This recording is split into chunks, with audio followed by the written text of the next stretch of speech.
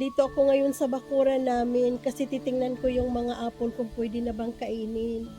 Kasi ngayong year na to, ang daming bunga. Grabe, super blessed talaga. Ang daming bunga. Kaya ngayon, ipapakita ko sa inyo guys kung ilan yung puno namin dito.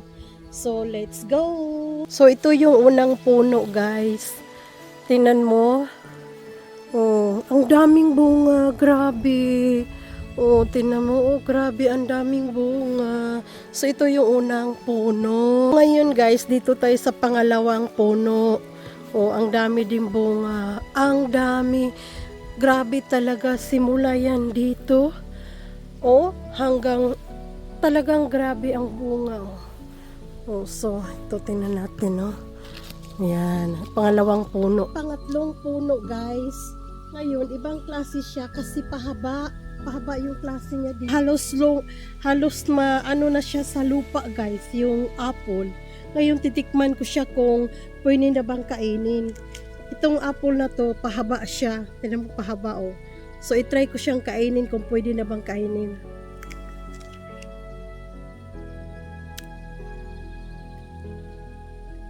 Hindi pa guys kasi hindi pa masyadong hinog.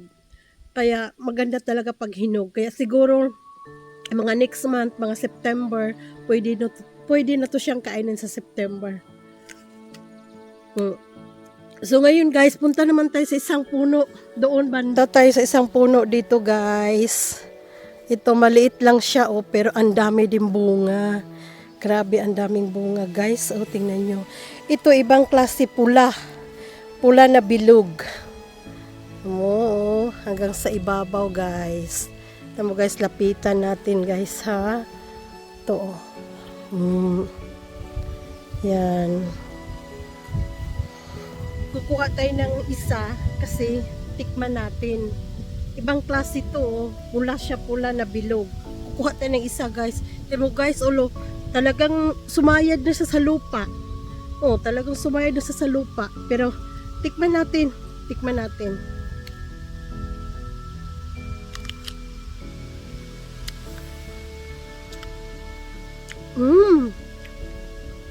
Ito ibang klaseng apple. Puti oh. Tama guys. Puti. Harap. Pwede na siyang makain. Harap.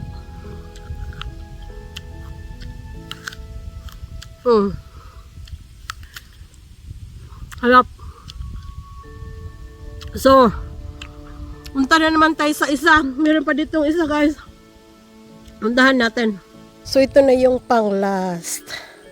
Pang-last na apple.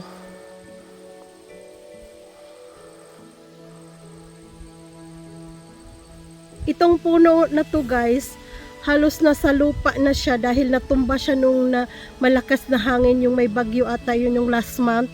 Kaya ganito na siya o parang halos bumagsak na siya sa lupa pero may bunga pa din.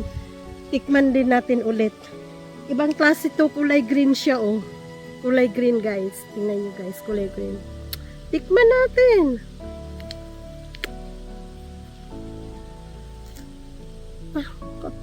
Ang daming lamok. Harap. Pwede na rin. Itong dalawa na to, ito at saka ito, pwede na siyang makain. Pero yung tatlo doon na puno, hindi pa pwede. Medyo hilaw pa siya. Kaya mga next month, pwede na siyang i-harvest. Balik ako dito guys kasi ito yung sa lahat ng puno dito. Sa lahat ng puno ng apple, ito yung pinakamasarap. Kaya bumalik ako dito kasi kakain ako ulit.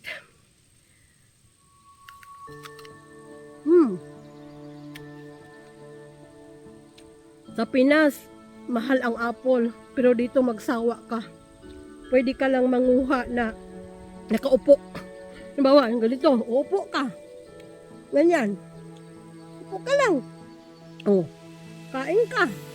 Ganun, daming lamok. Binuko. Yan. Kain ka. Pagka tapos, kuha ka ulit. Diba? Grabe. Pero, daming lamok. Ang daming lamok. Sige guys. Yan lang muna ang video natin. Bye! Thank you so much for watching.